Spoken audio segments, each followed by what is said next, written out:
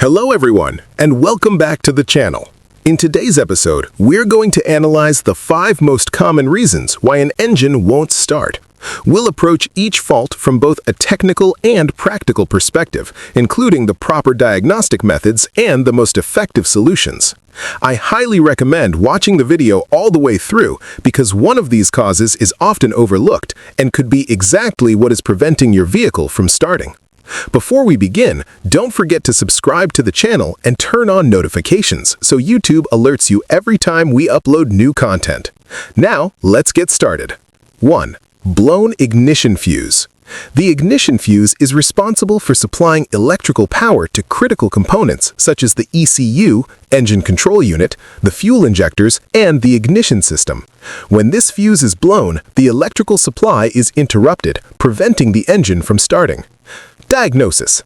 Inspect the fuse box. Check the fuse for continuity using a multimeter. Solution. Replace the damaged fuse.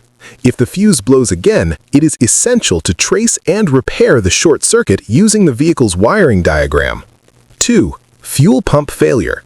The fuel pump is responsible for delivering the correct fuel pressure and flow to the injection system. If this component fails, the engine will not receive the fuel it needs to start. Common causes: blown fuel pump fuse, faulty relay, loss of power or ground, internal wear of the pump. Diagnosis: check the fuse labeled FP or fuel pump. Verify power supply using a test light or multimeter. Inspect the ground circuit. Listen for pump activation when the ignition key is turned to the on position. Solution: repair the wiring or replace the relay if necessary. Replace the fuel pump if it does not operate despite having proper power and ground. 3. Worn or faulty spark plugs. Spark plugs are responsible for producing the spark required to ignite the air-fuel mixture. Excessive wear or contamination can prevent proper combustion and cause a no-start condition. Diagnosis: remove the spark plugs. Inspect them for wear, carbon buildup, or moisture. Check the electrode gap. Solution: clean them temporarily with carburetor cleaner. Replace them completely if they show excessive wear or repeated failure. 4. Distributor system failure. Conventional vehicles.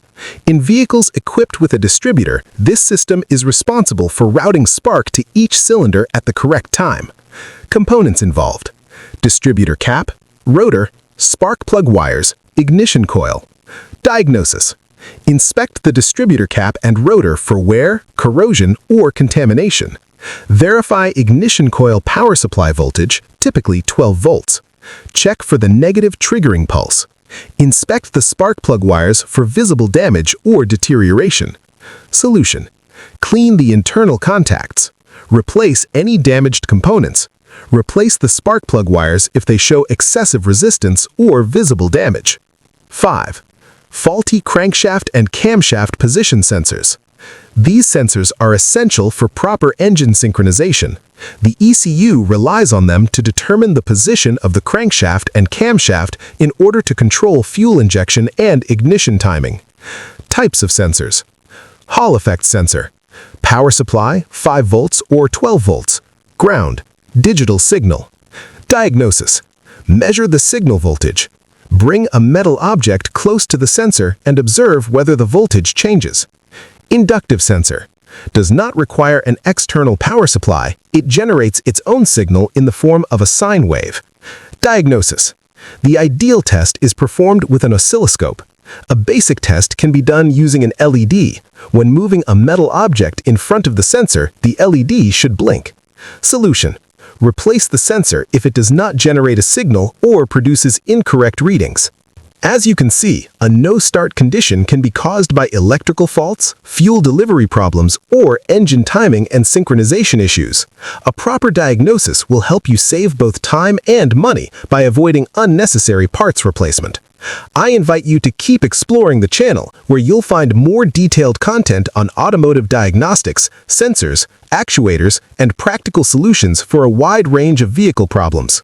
Thanks for watching, and I'll see you in the next video.